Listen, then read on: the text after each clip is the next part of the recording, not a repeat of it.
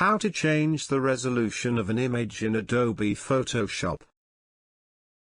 1. Click Image, then Image Size. The Image Size dialog box opens. Resolution in this dialog box means the number of image pixels that will be assigned to each inch when the image is printed. 1. Leave width and height in pixels for images you plan to use online, or in inches or centimeters for images to print. 2.